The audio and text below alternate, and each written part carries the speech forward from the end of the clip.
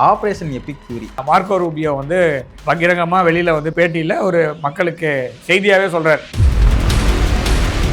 Epic ஃபியூரியோட part of plan வந்து முதல்ல, அதாவது டெய்லி மார்ச் ஒரு டைமில் எபிக் ஃபியூரியோடைய அப்ஜெக்டிவ்ஸ் இருக்குல்ல, முதல் நாள் ரெஜிம் சேஞ்சு, அடுத்த நாள் யுரேனியம், அடுத்த நாள் உடைச்ச யுரேனியம் எடுத்துன்னு வருது, அதுக்கப்புறமா அவங்களுடைய மொத்தம் எல்லா ராணுவத்தையும் காலி பண்ணுறது. இந்த போர் ஆரம்பிச்ச பிறகு இன்னி வரைக்கும் பயப்படுறது அந்த ஒரு விஷயத்துக்காக தான். 1.5 மாசமா மிரட்டின்னு இருக்க விஷயம், ஏன் இவங்களால கொண்டு போய் ஒரு பாம்பை போட முடியாதுன்னா, போட்ட பிறகு அவன் இதை அறுத்துருவான். இன்னொன்று, இவங்க இது வரைக்கும் ஆகாய மார்க்கமாக தான் தாக்குதல் போயிட்டு இருக்கு. இது வந்து கொஞ்சம் அமெரிக்கர்கள் ஒரு மாதிரி மைண்ட் செட்டப்ல இருக்காங்கன்னு ஆளும் வர்க்கம் முடிவு செய்து விட்டது. பெரிய ப்ராப்ளம் வரும். யூஎஸ் வந்து இதே மாதிரி மேலாதிக்கத்தோட இதே மாதிரி பெரிய என்னன்னு நான் சொல்லிக்கின்னு நான் சொல்றதா சட்டம்னு வந்தாங்கன்னா எல்லாத்துலேயும் அடி வாங்கின்னு போறது உறுதி. அதனால ஈரான் இது நீங்கள் தவறான ஒரு கண்ணோட்டத்தில் காலை வைத்து விட்டீர்கள். இப்போ அவன் சொல்றதை நீ கேட்டுதான் ஆகணும். இல்லைன்னா நீங்க வந்து அப்படியே எட்டி உதச்சிட்டு போயிடலாம்னு நினைச்ச அந்த குட்டி பூனை இன்னைக்கு வந்து காலை சுத்தின பாம்பா கடிக்க வருது. அதுதான் ப்ராப்ளமே. இவங்க சைனாவுக்கும் பிரச்சனை வைக்கிறதுக்கு இந்தியாவுக்கும் பிரச்சனை பண்றதுக்காக தான் அந்த இடம் வேணும். ஆயுர்வேதம் ஒரு பொக்கிஷம், நம் ஆயுள் நீட்டக்கும் அற்புதம். டாக்டர் ஸ்ரீவர்மாஸ். பேசு தமிழா பேசு நேயர்களுக்கு வணக்கம். இன்று நம்முடன் இணைந்திருக்கும் சிறப்பு விருந்தினர் புவிசார் அரசியல் ஆய்வாளர் திரு கணேஷ்குமார் அவர்கள். சார் வணக்கம். வணக்கம் சார். போன காணொலியிலே பேசியிருந்தோம். ட்ரம்ப் அவர்கள் வந்து சீனா பயணம் மேற்கொண்டு போயிட்டு வந்துட்டாரு. ஸோ நிறைய விஷயங்கள் நடந்திருக்கு. ஈரானுக்கு பகிரங்க எச்சரிக்கையெல்லாம் விட்டுருக்காரு. எதுவுமே எஞ்சி இருக்காது இனிமேல், இந்த மாதிரியான விஷயம்லாம் சொல்லியிருக்காரு. ஸோ அவருடைய சோசியல் ஹேண்டில் தான் போட்டிருக்காருன்னு நினைக்கிறேன். எப்படி பார்க்குறீங்க இந்த எச்சரிக்கையை? ஸோ இந்த தொடர்ச்சியாக இப்போவே 3 மாதத்துக்கிட்ட ஆயிடுச்சு. பிப்ரவரியில் தொடங்கின இந்த சண்டை அப்படிங்கிறது இப்போ 3 மாதத்தை தாண்டிடுச்சு. எப்படி என்ன நடக்க போகுதுன்னு நினைக்கிறீங்க? 2.5 மாசம் ஆச்சு. முதல்ல வந்து இது பகிரங்க எச்சரிக்கைன்றது முதல் தடவை விடல. இது வந்து எனக்கு தெரிஞ்ச வரைக்கும் 20 தடவை விட்டுருக்காரு. அது 27ஆம் தேதி பிப்ரவரி அப்போட்லேருந்தே விட்டுன்னு தான் இருக்காங்க. அதில் முதல் தாக்குதலில் அயடோலா அலி காமினி அவர்கள் கொல்லப்படுறார். அது மாத்திரம் தான் இவங்க சாதிச்சது. அதுக்கப்புறம் பெருசாக எதுவும் சாதிக்கல. அதே மாதிரி இவர் வந்து சொல்கிறதெல்லாம் நடக்காது. இப்போ அமெரிக்கா வந்து ஐரோப்பிய ஒன்றியத்தில் இருக்கக்கூடிய தன்னுடைய படைகளை திரும்ப பெறுகிறது. ஏன்னா இந்த நாட்டோ வந்து வேஸ்ட்டு. நேற்றுக்கு பார்த்தீங்கன்னா மார்க்கோ ரூபியோ வந்து பகிரங்கமாக வெளியில் வந்து பேட்டியில் ஒரு மக்களுக்கு செய்தியாகவே சொல்கிறார். நாங்கள் நாட்டோவில் இவ்வளோ ரூபாய் செலவு பண்ணுறோம், இவ்வளோ நாடுகளுக்கு நம்ம உதவின்னு சொல்கிறார். அவர் எந்த விதத்தில் உதவி தரல. இந்த நாடுகளுக்கெல்லாம் நம்ம உதவி செஞ்சோம், யாருமே நன்றியோடு இல்லை. ஸோ அதனால் நம்ம என்ன பண்ணலான்னா 1,00,000 பேர் இருக்காங்க. அதாவது அமெரிக்காவுடைய படைகள் வந்து 1,00,000 பேர் ஐரோப்பிய ஒன்றியத்தில் இருக்காங்க. அத்தனை பேரும் நம்ம திரும்ப பெறலாம். முதல் கட்ட பணியாக வந்து 5,000 பேரை ஜெர்மனிலேருந்து திரும்ப பெற போகிறோம் அப்படின்னு பகிரங்கமாக சொல்கிறாரு. அதன் மூலமாக வருவாய், அதாவது செலவு குறைப்பு அப்படின்னு வரும்ல. இப்போ ஐரோப்பிய ஒன்றியத்தில் இவங்களுடைய சோல்ஜர் வச்சுருக்காங்கல்ல, ஸோ அதை குறைப்பதனால் இவர்களுக்கு வந்து வருவாய் ஈட்டு அப்படின்ற மாதிரி கொண்டு போகிறார். அதாவது செலவு குறைப்பதும் வருவாய் ஈட்டுவதும் பேலன்ஸ் பண்ணிவிட்டு நான் வந்து இதை கொண்டு போகிறேன். ராம்ஸ்டீன் பேஸ்னு ஒன்று இருக்குது இங்கே ஐரோப்பிய ஒன்றியத்தில், இவங்களுக்கு நாட்டோட பேஸு. அதையுமே மொத்தமாக காலி பண்ணுறேன் அப்படின்ற மாதிரிலாம் இவர் வந்து பகிரங்கமாக பேட்டி கொடுக்குறாரு. ஆனால் எந்த விதத்தில் எடுத்துப்பாங்கன்னு தெரியல. ஆனால் ஐரோப்பிய கண்டத்தில் யாருமே இவர் பேசுறதெல்லாம் இன்ட்ரெஸ்ட்டாக கேட்குற மாதிரி இல்லை. அவங்கவுங்க பிஸியாக இருக்காங்க. ஸோ நம்ம பாரத பிரதமர் வேறு ஐரோப்பிய கண்டத்தில் பயணம் மேற்கொண்டிருக்கிறார். ஐரோப்பிய கண்டத்தில் இருக்க 4 நாடுகளில் பாரத பிரதமர் போகிறார். ஸோ அதனால் எல்லாருமே அதில் பிஸி, அதாவது அந்தந்த நாடுகள் அதில் பிஸியாக இருக்காங்க. அதே மாதிரி இவர் சொல்கிறதெல்லாம் யாரும் கேட்குற மாதிரி இல்லை. சரி, ட்ரம்ப் வந்து அந்த மாதிரி பகிரங்கமாக சொன்னாங்கன்னா ஈரான்லையாவது பயப்படணும்ல. ஈரான் டெய்லி, நான் சொல்கிறது வந்து 28ஆம் தேதி அது அந்த தாக்குதலுக்கு அப்புறமா இன்று வரை தொடர்ந்து மக்கள் வந்து தெருவில் இறங்கி தங்களுடைய ஆதரவை ஆளும் கட்சிக்கு, அதாவது ஆளும் வர்க்கத்திற்கு தெரிவித்துக் கொண்டு, அதாவது மொஜாபா காமினி அவர் இருக்கார் இல்லையா, அவருடைய தலைமையில தான் அரசாங்கம் ஓடிட்டு இருக்கு. மசூத் பெஷஷ்கியான் இருக்கார் இல்லையா, அவருக்கு ஆதரவு அப்படின்ற பேரில் தான் தினமும், நீங்கள் ஒன்றும் இல்லை, ஃபர்ஸ் அப்படின்னு ஒரு மீடியா இருக்குது, அந்த மாதிரி தஸ்னிம்னு ஒரு மீடியா இருக்குது. ஸோ அதிலெல்லாம் போய் பார்த்தீங்கன்னா நீங்களே பார்க்கலாம். அதாவது டெலகிராம் சேனல் இருக்கு இல்லையா, அதில் போயிட்டீங்கன்னா உங்களுக்கு தெரியும்னா மெயின் ஸ்ட்ரீம் மீடியாஸு, வாட்ஸ்அப் இதிலெல்லாம் வந்து ஈரான் வந்து பங்கேற்க மாட்டாங்க. அதே மாதிரி எக்ஸ் தளத்திலையும் நீங்கள் வந்து கரெக்டான ஒரு செய்தி எலான் மஸ்க் சொல்கிறாரு, இது வந்து டிரான்ஸ்பரண்ட்டாக ஓப்பன் டு ஆல் ஃபோரம்னு அவர் சொல்கிறாரு.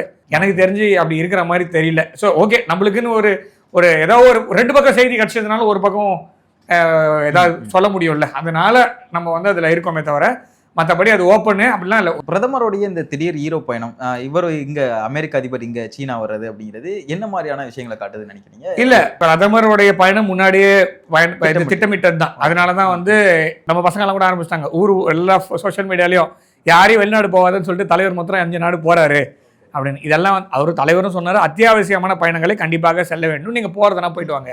அதை சும்மா வந்து நீங்க என்ன சொல்றது, ஊர் சுத்துறதுக்காகவோ அனாவசிய செலவு பண்ணாதீங்க, இப்போதைக்கு நம்மளுக்கு செலவு நிறைய இருக்கு, பார்த்து நடந்துக்கோங்கன்னு சொல்றதான் சொன்னார். அதனால இது அத்தியாவசியமான பயணம் தான். அந்த பயணத்தோடைய வெற்றி எல்லாம் ஆல்ரெடி பார்த்தாச்சு. திரும்ப வேணா நான் பட்டியலிடுறேன். UAE அந்த நாட்டில் போய் 2.5 மணி நேரம் 3 மணி நேரம் தான் தலைவர் இருந்தார். அந்த 3.5 மணி நேரத்தில் வந்து பார்த்தீங்கன்னா கிட்டத்தட்ட வந்து 7 ஒப்பந்தங்கள் போட்டிருக்காரு. அதில் வந்து முதல் ஒப்பந்தமாக வந்து பார்த்தீங்கன்னா $5 பில்லியன் முதலீடு இந்தியாவில் செய்யப்படுகிறது. அது யார்? UAE செய்ய போகுது. ரெண்டாவது வந்து பார்த்தீங்கன்னா LPG, இது வந்து நம்ம கத்தார் கிட்ட இருந்து வாங்கிட்டு வந்தோம், பஹ்ரைன்லேருந்து வாங்கிட்டு வந்தோம். அது 50% 60% இந்த 2 நாடுகளுக்கிட்ட வாங்கிட்டு வந்தோம். ஸோ இப்போ அது ஹோர்மோஸை மூடினதுனால நம்மளுக்கு தட்டுப்பாடுன்ற பேரில் சில இதெல்லாம் பயம் இருக்குது. அதை குறைப்பதற்காக நம்ம UAE-லேருந்தே நம்ம LPG கொள்முதல் பண்ணுறதுக்கான ஒப்பந்தம் போட்டாச்சு. அதே மாதிரி வந்து மூன்றாவதாக பார்த்தீங்கன்னா போர்ட்டு, அதாவது இந்தியாவிற்கும் UAE-க்குமான வர்த்தக பாதை வந்து கடல் வழியாக தான் நம்ம கனெக்ட் ஆகிருக்கோம். நம்ம கொச்சின் டாக்யார்டும் அங்கே இருக்கக்கூடிய ட்ரை டாக்ஸ்ன்னு சொல்லிட்டு துபாயில் UAE-ல இருக்குது, அவங்கள சேர்ந்து வதினார் அப்படின்ற ஒரு இடத்துல ஒரு போர்ட்டு அதை மேம்படுத்துவதற்கான திட்டம் வந்து நம்ம இது போடுறோம். எல்லாத்துக்கும் மேலே முக்கியமாக வந்து டிஃபென்ஸ், அதாவது 2 நாடுகளோட பாதுகாப்பு ஒப்பந்தம். இந்த போர் முடியுற மாதிரி இந்த போர் முடிஞ்ச பிறகு UAE-க்கு பாதுகாப்பு யார் கொடுப்பது அப்படின்ற மாதிரி UAE-யோடைய பாதுகாப்பு உபகரணங்கள் அது இந்தியாவிலேருந்தும் கொள்முதல் பண்ணலாம். அதே மாதிரி ஜாயிண்ட் ஆப்ரேஷன், ஜாயிண்ட் ப்ரொடக்ஷன் எல்லாமே அது கொடுக்கறதுக்கான ஒப்பந்தமும் இதில் கையெழுத்தாக இருக்குது. ஸோ இது மாதிரி 7 திட்டமும் வந்து ஒரே ஒரு நாளில் 3 மணி நேரத்தில் அவர் கையெழுத்து போட்டு அவர் போயிட்டார். அதுக்கப்புறமா அவர் நெதர்லாண்ட்ஸ் போகிறாரு. நெதர்லாண்ட்ஸ்லேயும் முக்கியமான திட்டங்களை எல்லாம் வந்து நம்ம ஜாயிண்டாக ஆப்ரேட் பண்ணுறது. முக்கியமாக வந்து சொல்லணும்னா தண்ணீர் மேலாண்மை, நீர் மேலாண்மை வந்து ரொம்ப முக்கியமான ஒரு விஷயம். நம்மளுக்கும் நெதர்லாண்ட்ஸ்க்கும் நிறைய, அதாவது என்ன சொல்கிறது, காற்றாலை மூலமாக மின்சாரம் எடுப்பது நெதர்லாண்ட்ஸ்னா அவங்களுடைய சீதோஷ நிலை, அவங்களுடைய தட்பவெப்பம், அவங்களோட ஊரில் எப்படி இருக்குன்னா அது பேஸ் பண்ணி. அதே மாதிரி அவங்க வந்து கிரீன் எனர்ஜியை நோக்கி நகரக்கூடிய நாடு. அவங்க வந்து அதில் வந்து மேம்பாடு அடைந்திருக்கிறார்கள். அவங்களுக்கும் நம்மளுக்கும் எந்த மாதிரி அதில் ஒப்பந்தங்கள். அதேமாதிரி கிரீன் ஹைட்ரஜன் அப்படின்ற ஒரு திட்டத்தை முன்னெடுக்கிறாங்க. அது 2 நாடுகளும் ஒன்றா சேர்ந்து செயல்படவும் அது மேம்பாட்டுக்கும் ஒப்பந்தங்கள் கையெழுத்தாயிருக்கிறது. அந்த மாதிரி இதெல்லாம் ஒப்பந்தங்கள்லாம் அங்கே கையெழுத்து போட்டு அதுக்கப்புறமா அவர் வந்து இதுக்கு போகிறாரு, ஸ்வீடனில் ஐரோப்பிய ஒன்றிய நாடுகளுடைய கூட்டமைப்பு இருக்கு இல்லையா, அதோட தலைவர் உர்சுலா அவங்கள பார்க்குறாங்க. இந்தியாவுக்கும் யூரோப்பியன் யூனியனுக்கும் ஃப்ரீ ட்ரேட் அக்ரிமெண்ட் கையெழுத்து போட்டிருக்காங்க. அது செயல்பாட்டுக்கு வரணும். எதெல்லாம் முதல் முறையாக எடுத்துகிட்டு வர முடியுமோ அதெல்லாம் கொண்டு வரதுக்கான திட்டங்கள் இருக்குது. ஸ்வீடன் நாட்டோடைய உயிரை விருது, அதாவது நம்ம ஊர்லலாம் காசு கொடுத்தெல்லாம் வாங்க முடியாது. இந்த காசு கொடுத்து காயின் வாங்கலாம், ஸ்டாம்ப் வாங்கலாம், உயிரை விருதெல்லாம் கொடுக்க மாட்டாங்க. அது வந்து அதுலேயும் ஸ்வீடன் மாதிரி நாடெல்லாம் வந்து கொடுக்க மாட்டாங்க. நார்வேலையும் வாங்கியிருக்காரு, அதுக்கப்புறம் பேசலாம். ஸ்வீடனில் அந்த உயரிய விருது கொடுத்துருக்காங்க. அதே மாதிரி ஸ்வீடனும் இந்தியாவும் joint research and production of defence equipments அதுவும் நம்ம பண்ணுறோம். அதுக்கப்புறமா அங்கேருந்து நார்வே போகிறார். நார்வேலையும் உயரி இறங்கினோடனே, அதாவது இனிமேல் வந்து உலகத்தை சுத்த விட்டு ஏதாவது ஒரு இடத்துல கை வச்சாருன்னா அந்த நாட்டுக்கு தலைவர் போகல அப்படின்னா அந்த ஊருக்கு போனாலும் கண்டிப்பாக கொடுத்துருவாங்க. அப்படி தான் இருக்கு. அந்த நாட்டுக்கும் ஏதோ நல்லது நடந்தால் மட்டும்தான் இந்த பயணத்தினாலும் இவராலும் அவங்க அந்த உயரிய விருது கொடுப்பாங்க. சும்மா வந்து போற வரவங்களுக்கு கொடுக்க மாட்டாங்க. ஏதோ ஒன்று நடந்தா பரஸ்பரமா நடக்கணும். இன்னொன்று அவர் மூலமாக ஏதோ ஒரு இம்பார்ட்டன்ட் நடந்து, நீங்க அந்த லிஸ்ட் இந்த அவார்டு வாங்கினாங்கல்ல, இந்த ஸ்வீடனோட அவார்டு, நார்வேயோட அவார்டு, யாருக்கெல்லாம் கொடுத்துருக்காங்க பாருங்க, கைவிட்டு என்ற அளவுக்கு தான் இருக்கு. அது சும்மா கொடுக்க மாட்டாங்க. அதான் சொல்றேனே, இப்போ இது வரைக்கும் 32 நாடுகள் அவருக்கு உயிரி விருது கொடுத்துருக்காங்க. நம்ம ஊர்ல வேணா உங்களுக்கு அவரை பிடிக்காம இருக்கலாம், உங்களுக்கு அரசியல் காழ்ப்புணர்ச்சி இருக்கலாம். ஆனால் அவருக்கு அந்த நாட்டில் இருக்கும் அந்த மக்களுக்கு ஏதோ நல்லது செஞ்சிருக்கிறார், இல்ல அந்த நல்லது நடந்ததுக்காக தான் அவங்க கொடுக்குறாங்க. ஈரானுடைய ராணுவ செய்தி தொடர்பாளர் இப்ராஹிம் நினைக்கிறேன், அவர் வந்து ஒரு பதிவிடுறாரு, ஹர்மூஸ் நீரிணைக்கு கீழே போகக்கூடிய எல்லா அந்த கேபிள் சர்வதேச தரவு அது வழியாக தான் நடக்குது அப்படின்னு நினைக்கிறேன். ஸோ அதுக்கு எல்லாத்துக்குமே வந்து வரி வந்து நிர்ணயம் பண்ண போகிறோம் அப்படிங்கிற மாதிரியான ஒரு பதிவிடுறாரு. ஸோ இது எந்த அளவுக்கு சாத்தியம், இது சாத்தியம் ஆகுது அப்படிங்கிற பட்சத்தில் எந்த அளவுக்கு ஒரு தாக்கம் இருக்குன்னு நினைக்கிறீங்க சர்வதேச அளவில்? இந்த போர் ஆரம்பிச்ச பிறகு இன்னி வரைக்கும் பயப்படுறது அது ஒரு விஷயத்துக்காக தான். இது இன்னைக்கெல்லாம் பேசல, 1.5 மாசமா மிரட்டின்னு இருக்க விஷயம். ஏன் இவங்களால கொண்டு போய் ஒரு பாம்பை போட முடியாதுன்னா, போட்ட பிறகு அவன் இதை அறுத்துருவான். ஒன்றும் கிடையாது, ஒரு சாதாரண ஒரு கப்பல் கீழே வந்து அவங்களுடைய அந்த என்ன சொல்றது ஆங்கர் இருக்குல்ல, அதாவது நங்கூரத்தை போட்டு அப்படியே இழுத்துன்னு போயிட்டான்னு வச்சுக்கோங்க, முடிஞ்சது. இன்னைக்கு நாம் 2 பேர் பேசுகிற பேச்சு எல்லாமே வெளியில் போகிறதுக்குள்ளே போதும் ஆயிரும். அதனால் விஷயம், அதாவது ஒரே ஒரு நங்கூரம், ஒரே ஒரு சங்கிலி, ஒரு சாதாரண கப்பல் கீழே போட்டு தரன்னு இழுத்து போனால் அந்த நம்ம பேசுகிற இன்டர்நெட் எல்லாமே கட் ஆயிரும். ஸோ இது 2 பக்கமும் இருக்குது. அதாவது ஒன்று சுயஸ் கெனால் பகுதியில் இருக்குது. சுயஸ் கெனால் பகுதியில் வந்து பாபல் மந்தாப் அப்படின்ற அந்த இடத்துலையும் ஒரு சோக் பாயிண்ட் இருக்குது. அது ஏமன் ஒரு பக்கமும் ஆப்பிரிக்கா ஒரு பக்கத்துலேயும் இருக்குது, அது வழியாக வருது. இன்னொரு பக்கம் அது அந்த சைடில் வந்து கல்ஃப் ஆஃப் ஏடன் அது வழியாக வரல, அரபுக்கடல் வழியாக வருது. மேலே இதே தான் குவைத் வழியாக வந்து குவைத்துலேருந்து உங்களுக்கு வந்து அந்த எல்லா கனெக்ஷனும் ஒன்றா வந்து உங்களுக்கு ஹார்மோஸ் ஸ்ட்ரைட்டு கீழேயும் அந்த இது போகுது, ஃபைபர் ஆப்டிக் கேபிள் போகுது. இதை வந்து போடுறதுன்ற ஒரு பெரிய கஷ்டம், ஓகே, அதை மெயின்டைன் பண்ணுறதுன்னு இருக்குது. சுயஸ் கேனால் பக்கத்தில் ஈஜிப்ட் இருக்கு இல்லையா, ஈஜிப்ட் அவங்க இருக்காங்கல்ல, அவங்க வந்து இதே மாதிரி அந்த கேபிள் வந்து சுயஸ் கேனால் அவங்களோட கண்ட்ரோலில் தான் இருக்குது. ஃபுல்லாகவே அவங்க நாடு வழியாக தான் போகுது. ஃப்ரான்ஸ் கிட்டேருந்தும் யூகே கிட்டேருந்தும் இவங்க வாங்கிட்டாங்க. இவங்க முதல்ல அவங்க தான் வச்சு மெயின்டைன் பண்ணியிருந்தாங்க. அன்றைக்கி தான் அமெரிக்கா வந்து பெரிய ஆளானா, அது வரைக்கும் வந்து யூகே தான் பெரிய ஆளான் தான். அந்த என்னைக்கு வந்து சுயஸ் கெனால் இஷ்யூ வந்ததோ அன்றைக்கி தான் அமெரிக்கா பெரிய ஆளானா நம்ம பார்க்க முடியும். ஸோ அவன் வந்து 2000 கோடி ரூபாய் ஒரு வருஷத்துக்கு லாபம் பார்க்குறான் அந்த கேபிள் போகிறதுனால. ஈரான் கேட்குறான், அவனுக்கு மாத்திரம் கொடுக்குறல, எனக்கு கொடு, அவ்வளோதான். ஓகே, நீங்கள் கூட அதை பற்றி ஒரு நீண்ட ஒரு பதிவு. ஆமாம், அதுதான் சொல்ல. இதே தான் இதில் விஷயம் என்னென்னா, அவனுக்கு 2000, அதாவது ஈஜிப்ட் நாட்டுக்கு ஒரு கண்ணில் எண்ணெயும் இன்னொரு கண்ணில் சுண்ணாம்பு வைக்காதன்னு ஈரான் சொல்கிறான். ஓகே, நான் வந்து உனக்கு கட்டுப்படலை அப்படின்றதுக்காக நீ என்னை வந்து எடுத்தவங்க தோன் பிடிக்க முடியாது. நான் வந்து இதை செய்வேன். இன்னொன்று, இவங்க இது வரைக்கும் ஆகாய மார்க்கமாக தான் தாக்குதல் போயின்னு இருக்கு, கடல் மார்க்கமாக தாக்குதல் இன்னும் ஆரம்பிக்கல. சும்மா சின்ன அங்கேயுமா இங்கே சின்ன சின்ன தாக்குதல் நடக்குது.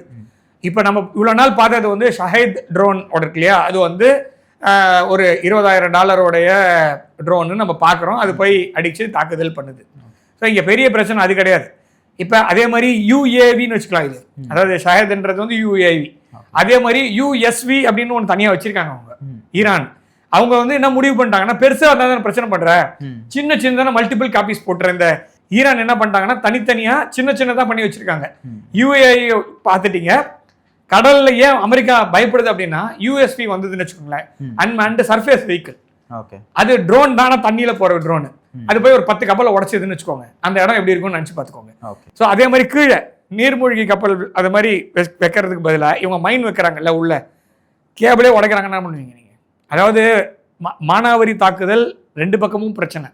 அதை தான் சொல்ல வரோம். அதாவது நீங்க உங்க நாட்டுக்கு நல்லது பார்க்குறீங்க அமெரிக்கா, ஆனானே சொல்ல நீங்க நல்லது தான், ஆனால் அடுத்தவனெல்லாம் அழிச்சுட்டு நீ மாத்திரம் நல்லா இருக்க முடியாது.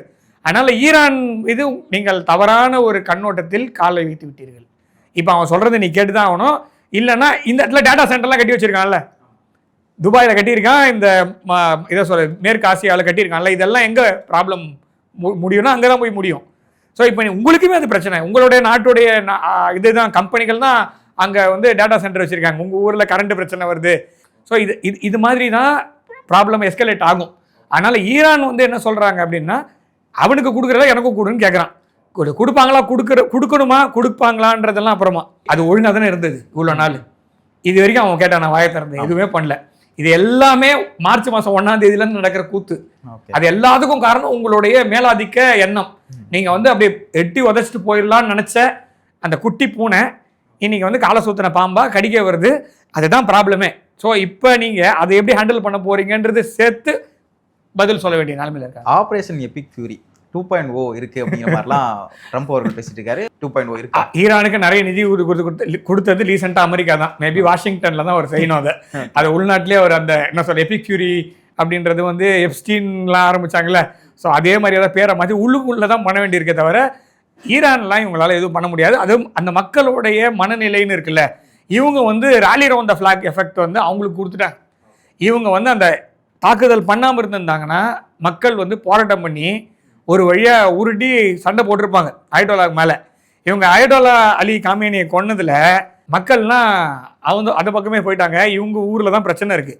எபிக் ஃபியூரி 2.0லாம் எனக்கு சரி. அப்போ எபிக் ஃபியூரி 1ன்றது என்னது, சக்ஸஸ்ன்னு எடுத்துக்கணுமா இல்லை ஃபெயிலியர்னு எடுத்துக்கணுமா?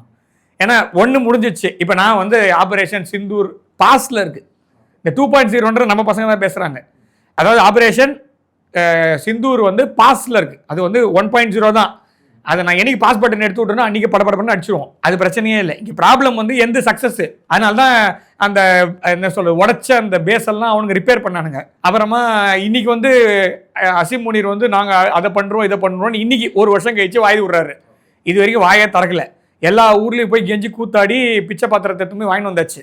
அதோட 1.0 இருக்குல்ல, அது சக்ஸஸாக ஃபெயிலியரா? ஏன்னா சக்ஸஸ்ன்னு சொன்னாங்கன்னா ஈராக்கில் இருந்தால் அவங்களோட பேஸ் என்னாச்சு, யூஏஇல இருந்த அவங்களோட பேஸ் எபிக் ஃபியூரி 2.0ல வந்து நடான்ஸா இருக்கட்டும், ஃபர்டோ இந்த மாதிரியான ஆல்ரெடி அச்சாச்சே. இல்ல நான் என்ன சொல்றேன், இது நீங்க இது எபிக் ஃபியூரியே வேணாங்க, இது போன வருஷம் 22 மணி நேரம் பறந்து இந்த B2 பாமர்ல கொண்டு போய் போட்டு அணியா முடிஞ்சதுல அவன் தொலைஞ்சான் ஈரான். நீங்க போன வருஷம் நான் சொல்றது வந்து ஒரு 1.5 வருஷத்துக்கு முன்னாடியே நீங்க என்ன பண்ணீங்கன்னா இதே ஈரான் நாட்டோடைய அணு உலைகள் இந்த என்ரிச்மெண்ட் ப்ராஜெக்ட்ஸ் எங்கெல்லாம் யுரேனியம் என்ரிச் பண்ற எல்லா லொக்கேஷன்ஸ் மீதும் எங்கெங்கெல்லாம் அணு உலைகள் இருக்கோ அது மேலெல்லாம் நீங்க போட்டீங்க.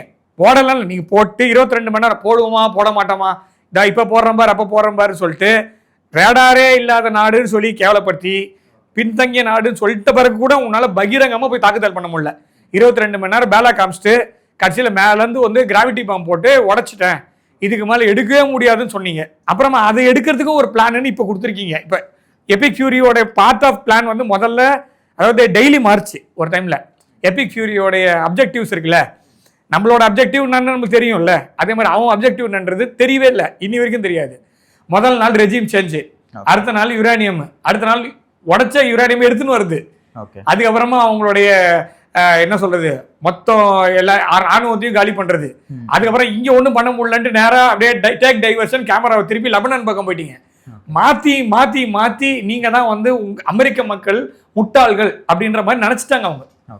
அதாவது நாம அப்படி நினைக்கிறோம் தெரியல, ஆனா அமெரிக்காவுடைய வாழும் வர்க்கம் அமெரிக்க மக்களை முட்டாள்கள் என முடிவு செய்து விட்டது. அதனால தான் டெய்லி ஆபரேஷன் அப்ஜெக்டிவ் மாத்திக்கினே இருந்தானுங்க. அப்போ ஆபரேஷன் எபிக் ஃபியூரியோட அப்ஜெக்டிவ் சக்சஸா ஃபெயிலியரா, அப்புறமா தான் நீ 2.0 வர முடியும். ஸோ இப்போ ஒன்றும் இல்லை, காங்கிரஸ் கிட்ட போயிட்டு பணம் கேட்க முடியாது, அவ்வளோதான். டு பி ஃப்ராங்க் 30 நாள் நிறுத்தி தான் ஆகணும், பேரை மாற்றணும். ஏன்னா ஆல்ரெடி இது பண்ணது ஃபெயிலியரா சக்சஸா நான் உங்களுக்கு 29 பில்லியன் வந்து இழப்பு ஏற்பட்டிருக்கு. அதான் சொல்றேன்.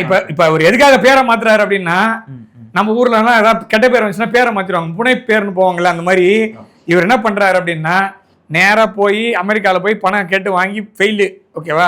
இப்போ இன்னும் ஒரு 30 நாள் வரைக்கும் இப்படியே காமிச்சிட்டு புதுசாக ஒரு பேர் வச்சு திரும்ப போய் மானாவாரி தாக்குதல்லாம் பண்ண முடியுமே தவிர ஈரான் மக்கள் வந்து அது தாங்கிறதுக்கு ரெடியாக தான் இருக்காங்க. அவன் தான் அது எந்த இடத்து மீது தாக்குதல் செய்யப்படும் சொல்கிறாங்களோ அதை சுற்றி 3000 பேர் உட்காந்துருக்கான். நைட்டு இந்த பேக்கரி காமெடி மாதிரி ஆயிடுச்சு, சுற்றி உட்காந்துருக்கான். காலையில் எழுந்து போய் பார்த்தா எல்லாரும் உட்காந்துருக்கானுங்க. அங்கே சாவறதுன்னு முடிவு ஆயிடுச்சு, இதோட சேர்ந்து நான் சாவறேன்ற லெவலில் இருக்கான்.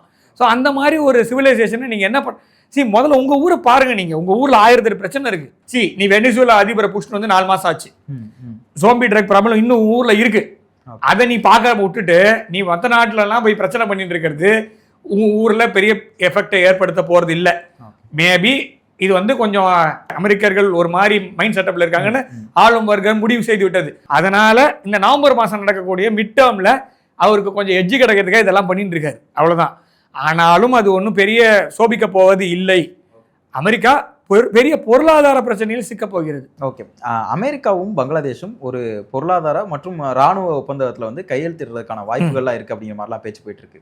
ஏற்கனவே ஷேக் ஹசீனா வந்து என்ன சொல்லியிருந்தாங்கன்னா, நான் என்னோட பீரியட்ல செயின்ட் மார்டின்ஸ் தீவில் வந்து இவங்க வந்து ஒரு இராணுவ தளம் அமைக்கிறதுக்காக கேட்டிருந்தாங்க, பட் அதனால நான் கொடுக்கல, அதன் மேலே வந்து அழுத்தம் தான் வந்து என்னுடைய ஆட்சியே பறிபோயிருச்சு அப்படிங்கிற மாதிரிலாம் சொல்லியிருந்தாங்க.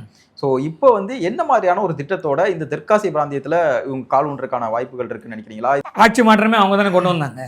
ஓகே, அதனால அவங்க இப்போ நீட்டத்தில் கையெழுத்து போகிறதுக்கு அவர் இருக்கார். இப்போ மாற்றினதே அதுக்கு தான். ஓகே, ஷேக் ஹசீனா இதுக்கு ஒத்துருந்தாங்கன்னா அவங்களே கண்டினியூ, அதாவது தான் அவங்க சொன்னாங்க, நானே கண்டினியூ பண்ணியிருப்பேன், நீட்டுற இடத்துல கையெழுத்து போகிற ஆள் தான் தேவை. இங்கே இந்தியாவில் கூட அவங்களுக்கு அந்த இந்தியாவிலையும் அந்த ஆசை இருக்குது அவங்களுக்கு. நீட்டுற இடத்துல கையெழுத்து போகிறதுக்கு நம்ம தலைவர் தயாராக இல்லை. மேபி இப்போ இருக்கக்கூடிய எதிர்கட்சி தலைவர் நீ வெத்து பேப்பரில் கூட கையெழுத்து போடுற அளவு இருப்பாரான்னு தெரியாது. ஏன்னா சைனாவில் ஒரு இடத்துல கையெழுத்து போட்டார் அவர், ஆனால் அதில் என்ன இருந்ததுன்னு கூட தெரியாது இன்னி வரைக்கும். அவரும் சொல்ல மாட்டார், சைனாக்காரனும் சொல்ல மாட்டான். இப்போ சைனாக்காரன் நம்பலாமா வேணாமா, அவன் எந்த சைடில் இருக்கானே தெரியாது. அதனால் அதுவும் முடியல. ஸோ இப்போ நீட்டுற இடத்துல கையெழுத்து போடுறதுக்கு ஒரு கவர்மெண்ட்டை கொண்டு வந்து உட்கார வச்சுருக்காங்க. இதுக்கு முன்னாடி இருந்த ஆள் வந்து 3 மடங்கு கடனை ஏற்றிட்டு போயிட்டார். யாருக்கு? பங்களாதேஷ்க்கு. ப்ரொஃபஸர், எல்லா ஊர்லேயும் ப்ரொஃபஸர் நல்லவங்களாக இருக்கணும்னு அவசியம் இல்லை. பங்களாதேஷை பொறுத்த வரைக்கும் ப்ரொஃபஸர்னு ஒரு பேரை கொண்டு வந்து உட்கார வச்சாங்க யூனிஸ். அவர் வந்து 7 லட்சம் கோடி இருந்த 21 லட்சம் கோடி கடன், தமிழ்நாடு இல்லைங்க பங்களாதேஷில், ஓகேவா? ஸோ 7 லட்சம் கோடி இருந்த கடனை பங்களாதேஷில் இப்போ 21 லட்சம் கோடியாக மாறி இருக்கு. ஸோ இதை சரி பண்ணணும்னா அவங்க கிட்ட பிச்சை வாங்கணும். பிரச்சனைக்கு மேலே பிரச்சனைங்க பங்களாதேஷில். என்னென்னா ஒரு பக்கம் புது அரசாங்கம் அமெரிக்கா கிட்டேருந்து பிச்சை வாங்கி ஆகணும், அவன் சொல்கிறது கேட்டே ஆகணும். ரெண்டாவது பாகிஸ்தானோட ஐஎஸ்ஐ பாய் போட்டு படுத்துருச்சு, இப்போ அவங்கள அனுப்ப முடியல. ஸோ திரும்ப 1971 முன்னாடி எப்படி இருந்தானுங்களோ அதே மாதிரி இருக்கானுங்க. இன்னொரு பெரிய பிரச்சனை என்ன தெரியுமா, நம்ம வெஸ்ட் பெங்காலில் ஒரு ஆட்சி மாற்றம் வந்துருச்சு. சுவேந்து அதிகாரி சார் வர வந்து உட்காந்துட்டாரு, பிஎஸ்எஃப் வேற லேண்டு கொடுத்தாச்சு. ஸோ இப்போ என்ன பண்ணால் பித்தம் குறையும், ஏதாவது பண்ணி நம்ம ஊரில் பெரிய ப்ராப்ளம் வரும், நம்ம ஊரில் உள்நாட்டு போர் திரும்ப வரும். அதை அவாய்ட் பண்ணணும்னா பணம் வேணும், அந்த பணத்துக்கு இடம் வேணும், அந்த இடத்த அமெரிக்காவுக்கு வேணும். ஸோ இப்போ என்ன பண்ணுவோம், அமெரிக்கா வந்து இடம் எனக்கு துட்டு உனக்குன்னு ஒரு பைசா கொடுத்துருவான். அது வந்து மக்கள்கிட்ட போகுமானா போகாது, அது வந்து இங்கேயே பாதியிலே முடிஞ்சிடும். இவன் சொந்தக்காரங்க யாராவது இவர் லண்டன்லேருந்து வந்தவர் தான். ஒருவேளை பேஸ் அங்க பங்களாதேஷ்ல ஒரு மாதிரி இருக்கு ஆல்ரெடி. என்ன பண்ணாலுமே இந்த பிராந்தியத்தில் அவங்களால எதுவும் பண்ண முடியாது. சரி பாகிஸ்தான்ல பேஸ் இருக்கு, ஒசாமா பின் லாடன் அங்கே தானே இருந்தான், 20 அடி காம்பவுண்ட் போட்டு ஒருத்தவங்க சாப்பிட்டு இருக்கானே, அவன் யாருன்னு கூட கேட்க மாட்டியா நீ? அமெரிக்காவை தான் நம்ம கேட்கணும். நீ மற்ற ஊர்லலாம் வேவு பார்க்குறிய செவ்வாழை பேஸ் பக்கத்துலேயே, மிலிட்ரி அகாடமி பக்கத்தில் ஒருத்தன் 20 அடி காம்பவுண்ட் போட்டு உட்காந்துருக்காங்கன்னா அதில் யாரா இருக்கான்னு கேட்க மாட்டேன் பாகிஸ்தானை. அதுக்கப்புறமா நீ ஒரு ஆபரேஷன் பண்ணி அதுக்கப்புறமா உனக்கு ஒன்று பாகிஸ்தானை பொறுத்த வரைக்கும் ஏதோ என்ன ஈக்குவேஷனோ அதே தான் பங்களாதேஷை பொறுத்த வரைக்கும் அவங்களுக்கு இந்த இடத்துல வேணும். பிரிட்டன் காலத்திலேருந்து இது வேணும். ஈஸ்ட் பாகிஸ்தான் வெஸ்ட் பாகிஸ்தான் பிரிச்சுட்டு போனது காரணமே இந்த பகுதியில் குழப்பம் பண்ணுறதுக்கு ஒரு பகுதியும் இந்த பக்கத்தில் குழப்பம் பண்ணுறதுக்கு ஒரு பகுதியும் யூகேக்கு தேவைப்பட்டது. அதனால தான் ஈஸ்ட் பாகிஸ்தான் வெஸ்ட் பாகிஸ்தான் பிரித்தாங்க. ஸோ அதனால் யூஎஸ் வந்து இப்போ யூகே கிட்டேருந்து இது ரெண்டுத்தையும் வாங்கிட்டாங்க. இப்போ பாகிஸ்தானில் அவங்களுக்கு பேஸ் இருக்குது, பாகிஸ்தானில் ப்ரெசன்ஸ் இருக்குது, பாகிஸ்தான் சொல்கிறபடி ஆடுவான். பங்களாதேஷில் இப்போ பேஸ் கட்டி அதான் ரெடி என்ன போய் இறங்க வேண்டியது தானே. இப்போ 5000 பேர் வேலை அங்கேருந்து கிளம்புறாங்கல்ல, என்ன பண்ணாலும் பே ஆஃப் பெங்கால் அவங்களுடைய ஆதிக்கத்தை எதுவும் பண்ண முடியாதுங்க, அவங்களாலலாம் பண்ண முடியாது. இப்போ சைனாவும் அங்கே இருக்கான். ஓகே, அதுவும் நம்ம நேரு அவர்களுடைய பெருந்தன்மையின் காரணமாக கோகோ ஐலாண்டுன்னு ஒரு ஐலாண்டு இருக்குது, அது மியான்மர் பர்மாவிடம் ஒப்படைக்கப்பட்டது. அந்த கோகோ ஐலாண்டில் இப்போ சைனா பேஸ் கட்டின்னு இருக்கான், அது அந்தமான்லேருந்து கொஞ்சம் மேலே இருக்குது. ஸோ இப்போ வந்து நம்ம வீட்டு பக்கத்தில் நம்மளுக்கு வேணுங்கப்பட்ட ஆளுங்களை 2 பேர் இருக்காங்க. நீங்கள் அமெரிக்கா ஒன்று பக்கம் சைனாவும் இருக்கான். ஸோ இதெல்லாம் நம்மளுடைய இதெல்லாம் வந்து அவனை வந்து உட்கார்ந்தானா இல்லை, நம்மளே வச்சது தான். இந்தியா தான் இப்போ எப்போ இருந்தாலும் பே ஆஃப் பெங்கால்ல ஆதிக்கம் செலுத்த பெருங்கடலோட பேரே இந்திய பெருங்கடல். இதில் வந்து அவன் வந்து உட்காந்து சரி இப்போ ஈராக்ல அவ்வளோ பெரிய பேஸ் வச்சுருந்தாங்கல்ல, ஈரானோட கேப்பபிலிட்டி என்ன, உட்கார வச்சாங்களா இல்லையா? யூஎஸ் வந்து இதே மாதிரி மேலாதிக்கத்தோட இதே மாதிரி பெரிய என்னன்னு நான் சொல்லிக்கின்னு நான் சொல்கிறதா சட்டம்னு வந்தாங்கன்னா எல்லாத்துலேயும் அடி வாங்கின்னு போகிறது உறுதி.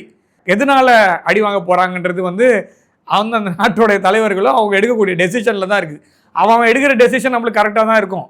அதனால் இவங்க சைனாவுக்கும் பிரச்சனை வைக்கிறதுக்கு இந்தியாவுக்கும் பிரச்சனை பண்ணுறதுக்காக தான் அந்த இடம் வேணும். ஸோ அது வந்து நீ முதல்ல ஊரை பாருன்னு சொல்லணும், வேற எதுவும் சொல்றது. ஓகே, இறுதியா சீனா பயணத்துக்கு வந்து ட்ரம்ப் அவர்கள் முடிச்சுட்டு போயிட்டாரு. அடுத்து புதின் வர்றாருன்னு நினைக்கிறேன். ஆமா, போறார் 22. என்ன ரீசனுக்காக அடுத்தடுத்த தலைவர்கள் விஜயம் பண்றாங்க? அடுத்தடுத்த தலைவர்லாம் இல்ல, புட்டின் அவர்கள் இந்தியாவுக்கும் சீனாவுக்கும் எப்போ வேணா போகலாம். ஏன்னா நட்பு நாடு அவங்கள பொறுத்த வரைக்கும். இப்ப புட்டின் அவர்கள் வராருன்னா நான் வராதுன்னு சொல்ல போறோம், நாம எப்ப வருவாருன்னு தான் காத்துட்டு இருக்கோம். ஸோ இப்ப பிரிக்ஸ் சம்மிட்டுக்கு கண்டிப்பா வருவார் அவர். போன தடவை வந்தாரு, இந்த வாட்டியும் சம்மிட்டுக்கு வரதுக்கு ரெடியா இருக்காரு. கண்டிப்பா இந்த வருட இறுதியில் புட்டின் அவர்கள் இந்தியா வருகை செய்ய போகிறார். இவர் சர்காய் லாவ்ரோவ் அவர்கள் நம்மளுடைய அது வேற ஒரு இன்சிடென்ட் நடந்தது. நம்மளுடைய செய்தியாளர் சந்திப்புல வந்து போன துப்பாக்கி எடுக்க வேண்டியிருக்கும், அந்த அளவுக்கு தான் நம்ம ஊர்ல இருக்காங்க பாத்துங்க. அவ்வளவுதான், எவ்வளவு கேவலமான ஒரு செய்கை அது. அந்த நாட்டுடைய தலைவர் வந்து இதை சொல்ற அளவுக்கு நடந்துக்கிட்டாங்க. சரி, ஓகே, வருத்தமான ஒரு செயல். ஸோ அதனால புட்டின் அவர்கள் சைனா போவதுன்றது, நீங்க ட்ரம்ப் போய் உட்கார்ந்தார்ல, அது என்ன நடந்ததுன்னு தான் கேட்கணும். ட்ரம்ப் என்ன சொல்றாரு, ட்ரம்ப் நிறைய சக்சஸ் சொல்றாரு. அதாவது 8 போரை நிறுத்தினேன், மகாபாரத போரை நிறுத்தினேன், கிருஷ்ணரே ஓரம் கட்டி விட்டேன்னு சொல்றாருல. சைனா போயிட்டு வந்தார்ல, என்ன சாதனை பண்ணாருன்னு அவர் சொல்லிட்டாரு. சைனா ஒத்துக்கிறான் நான் மாத்திரம் தான். இன்னைக்கு நம்ம ஊர்ல இருக்க ஊடகங்கள்லாம் கூட பாரு, இவ்வளோ என்னது அக்ரிகல்ச்சரல் ப்ராடக்ட்ஸ்லாம் வாங்குறேன்னு சைனா சொல்லிட்டாங்கன்னு இவர் சொல்லிருக்காரு. சைனா ஒத்துக்கிறானா, சைனாவுடைய நியூஸ் என்ன சொல்லுதுன்னு நம்ம ஊடகங்கள் தயவு செய்து கொஞ்சம் பொறுப்போட ட்ரம்ப் சொன்னார்னு சொல்லி முடிச்சிடுங்க. அதுதான் கரெக்டா இருக்க முடியும். ட்ரம்ப் சொன்னாரு, அது உண்மையான செய்தின்னு மாத்திரம் போடாதீங்க. ட்ரம்ப் என்ன சொன்னார்னா, சூரியன் கிழக்கே உதித்து மேற்கே மறைவு போய் நாளையில சூரியன் மேற்கே உதித்து கிழக்கே மறைய போகிறது அப்படின்னு சூரியன் என்கிட்ட சொல்லிடுச்சுன்னு ட்ரம்ப் சொல்லுவார். அதை நீங்க அப்படியே போட முடியுமா? முடியாது. அதே மாதிரி தான் சைனாவிலிருந்து திரும்ப சென்ற ட்ரம்ப் அவர்கள் இதெல்லாம் வாங்குறேன் சைனாக்காரன் சொன்னா என்கிட்டன்னு சொல்றாரு. சைனா என்ன சொல்றாங்க அப்படின்னு பார்த்தீங்கன்னா, அவர் நல்ல ஒரு வெக்கேஷனுக்கு வந்துட்டு போனாங்க. அந்த நாட்டோடைய தலைவரும் அந்த நாட்டோடைய தொழில் அதிபர்கள் இருக்காங்களே எல்லாருமே ஒன்றா வந்து ஒரு பெரிய வெக்கேஷன் வந்துட்டு போனாங்க, எங்கள் ஊர் சுற்றி பார்த்துட்டு போனாங்கன்னா சைனா சொல்கிறான். ஸோ இது ரெண்டுத்தில் எதுவும் உண்மைன்றது அவர் தான் சொல்லணும். ஓகே சார், ஓகே, பொறுத்து வந்து பார்ப்போம். இதுவரை எங்களோட இருந்து எங்கள் கருத்துக்களை பயணிக்கிறோம். நன்றி. வந்தே மாதரம். உலக தமிழ் சொந்தங்களுக்கு வணக்கம். நான் ராஜவேல் நாகராஜன். பேசு தமிழா பேசு வலையொலியுடைய வளர்ச்சிக்கு நீங்களும் உறுதுணையாக இருக்கணும்னு நினச்சிங்கன்னா இந்த வீடியோடைய டிஸ்கிரிப்ஷனில் இருக்கக்கூடிய ரேசர் பே லிங்கை கிளிக் பண்ணுங்கள். அந்த லிங்க்கில் போயிட்டு உங்களுக்கு விருப்பமான தொகையை பேசு தமிழா பேசுவனுடைய வளர்ச்சிக்கு உங்களுடைய பங்களிப்பாக நீங்கள் கொடுக்கலாம். நன்றி, வணக்கம்.